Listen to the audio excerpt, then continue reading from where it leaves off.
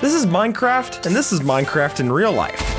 On October 18th, Minecraft opened up its first in-person event since Minecon in 2016, and we went to Dallas to explore everything about it, including going behind the scenes to see exactly how this experience is made, even down to looking at their Unreal Engine footage to see how it happens. And we're covering all of that, starting with, what do you even do at this Minecraft experience? So first you spawn into this wooden area, and you're chopping down all the trees, and there's a bunch of fun Easter eggs here, like if you keep punching, eventually one of the tour guides will walk in front, and you could just keep hitting them as well.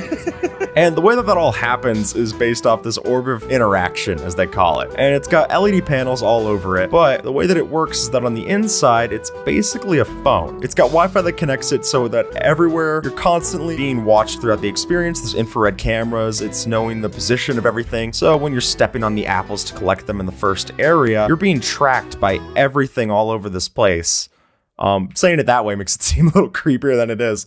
So if you want to break down the trees, if you want to open chests, if you want to beat up the tour guides, it's how you're going to do all of that inside of the experience. So when we went through the experience, we were then able to talk with Madeline about how they actually designed the set for this. If we had used, for example, the 1 meter scale, which is the accurate scale, right? Our trees, we wouldn't have been able to have as many details and as many elements in the experience. So with Martin from Mojang, we kind of like tried to find a happy medium between something where we could get a lot of detail that would still remain authentic to the scale of the game. So we started by really rough sketching, and then we actually built a model with wooden blocks, like very basic blocks. And Sarah and I spent a lot of time shifting things around in this big model. And we had a workshop in Montreal last year where Mojang came to Montreal to our offices. We literally played with blocks. And then as we were walking through again, we got to meet in our walkthrough Craig, who's from Mojang, who also pronounced it Mojang. So anyone who's ever called you out for pronouncing it Mojang instead of Mojang, right there, from the Mojang mouth. I don't know. But Craig was very nice. Craig got to tell us about what it's like to actually make sure that everything is being done to Minecraft quality, which, as people who have done several Minecraft versus trailer videos, I can appreciate the level of detail that goes into it, and it's just fun to point out Easter eggs where they show up. Now, how they got the scale of everything is actually pretty interesting. So usually in Minecraft, everything is built to being 1 cubic meter, but if you did that, then everything would be way too tall. So what they decided, and this is actually the same for the movie, is that everything is made to 0.6 meters per block. And that's the official scale for Minecraft in real life going forward. Well, it's a good thing you guys cast Jason Momoa. He's probably the only person who can look big next to Minecraft. And then walking with Craig, we got to walk over to the next room and see what was happening with the village here instead. Now, when we take all of the wood that we've gathered from the past rooms, we then use that to build together villages in different biomes. And what I thought was cool about this is that in every different screen, you're seeing different animations pop up. Also, a few what I'm going to call Easter eggs as well. Things like some of the trees on the village screens that we're seeing here actually are built with fence posts for the logs instead of actual logs, which I gotta say, that's a pretty cool build hack. And then after we've built enough of the places in our village, we're getting more food, which then allows us to breed more villagers, creating more love hearts. You know how it happens. I'm not gonna explain the parrots and the bats to you. And then when everything's put together, our village population starts booming, and that gets a couple of zombies to spawn when we're hanging around the village at night, starting a zombie siege. Which begs the big question, why did they pick villager rescue for the first experience? I mean, why not just beat the game for Minecraft? Well, for one, that would spoil some key moments, but as Craig and Olivier told us, it's also that this is a way more common experience for most Minecraft players, since not everyone's gone to the end to beat the game, but a lot of people have been through a village only to have all of their villagers turn into zombies when it gets too late. And that gives us our quest, folks. So when we were looking at the screens, we got to meet Emil, who was one of the designers that was working tireless nights behind the scenes to make sure the experience was working well, even working on it after the initial VIP party. So these kinds of screens you see here, they're basically cameras projecting on these screens. So basically, from a viewpoint, it records and then project on a screen, and we can take those screens and project them easily on the real MES panels.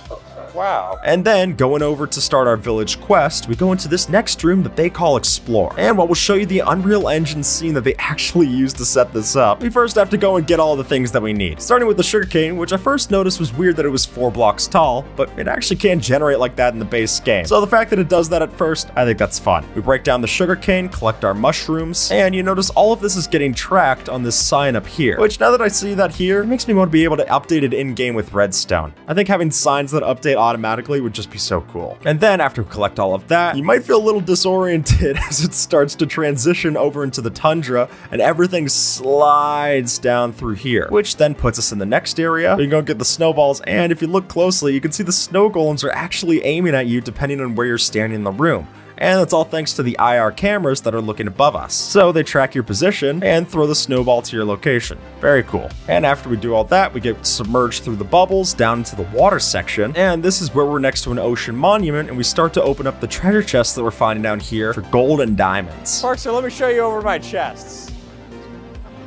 Not this one. Next, we were supposed to go into one of the holding areas, but because it was just us, we were given exclusive access to go behind the scenes and actually see how they're controlling the players inside of the Unreal Engine game. So with spacebar, we can just do the input Oh, fun. there. So we can, of course, prototype. I can hear the blocks breaking in the other room as we're showing. So we can prototype. So of course it's so when you're like 20 person getting in a room, so we have 20 character in it. So we can prototype everything. You can look back here and see all the speakers for all the sound. That's why how we get the, when you're playing, you get the gameplay sounds come out the speaker in front of you, because you can see them all lined up on the back here. So you have the small speakers for the sound effects, so it's at ear level. Oh, wow. And there's the overhead speakers, but everything is hidden, so you don't break the magic. So then we go into this area with the torches, and the reason they have holding areas like this is not only to build the atmosphere, but also if someone's taking longer in one of their parties, it gives them a way to make sure that there's not going to be any cluttering. And then we mine through the door here, get ourselves into the mines to start to get the spider eyes that we need for fermented spider eyes, as well as the gunpowder to make the potions splash. Though I was more interested in the mine carts. But they give you the chance to just go and fight a bunch of mobs, which I think is very fun. And it was at this point in the experience I was starting to realize that this is actually pretty exhausting, because you're shaking everything as you're going. That might just be me out of shape, but I think if they ever want to do like a Minecraft fitness game, this seems like a good basis for it. Next, we've gotten everything that we need from the overworld, but now it's into the nether. So we take all the lava from here, go and pour it into the holes here, to then take the water to convert it into obsidian, and then we use the diamonds that we got from the water section to be able to mine it up, and you place it here to make it into the portal. Although you have to build it with the corners, which I gotta say is inefficient. Dude, now I'm just left with lava, silly.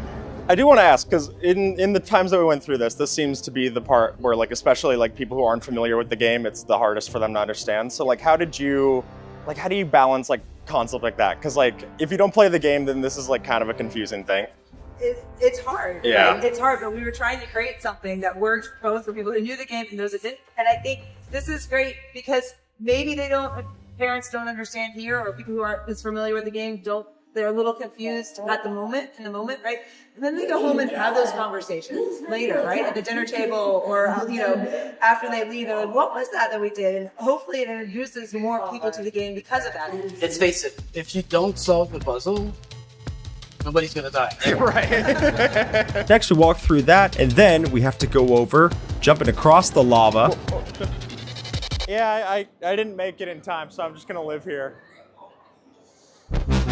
And then, using our snowballs, we can hit anywhere we want to knock all the enemies off. And this is definitely the part where it seemed like all players of all skill levels got really into it. Like, everyone just loved this part. It's a fun little mini game. It feels like an arcade game, right? One of the Easter eggs that I'm pointing out is that when you hit the wither skeletons into the lava, they burn, which doesn't happen in the base game, just saying. But what also doesn't happen in the base game is the next boss fight that we have, because there's actually a giant blaze that comes out, which, while I would have loved to see a nod to the wildfire, I get it, because it would have been confusing to have to go back home and see a mob that's never been in your game before. Thank the mob vote for that, I guess. But then once we got all the blaze rods, we walk through here, and this is where we put everything together into a potion animation, which then after we brew it up, they throw out the potion, and we cure all of the villagers, giving us our final achievements, and we beat the experience. And what's most interesting to me is that this is one of the rare pre-rendered areas of the actual course, since everything else is running off of Unreal Engine across 24 different computers, but this was actually based off of an OBS window. We use OBS to film these videos. If it's good enough for Mojang, it's good enough for me. And one of the big questions I had after finishing that is what's next for Minecraft Experience? And according to Olivier and Craig, what we didn't get to do here was a lot of building. So one of their ideas is actually to take this and make the experience so that we could use a giant block and maybe even learn how to build inside of the world like this. I'd love to see a build battle or something personally. And maybe even exploring like the deep dark and having to be quiet would be cool too. And as a way to explain complex mechanics to people who have never played Minecraft before, I think this works really well. I mean, I never would have thought the first experience for Minecraft would be based around teaching players from all ages how to actually go through and cure villagers. The brewing recipes alone could already be esoteric as is, so that's pretty neat. And if it could teach people things like redstone, that'd be even more helpful in my eyes. They could even partner it with things like Minecraft education and then take school field trips there. I don't know, I think there's a lot of capabilities here. And with that, folks, YouTube thinks that you might like this video, so see if they're right and have a good one, all right?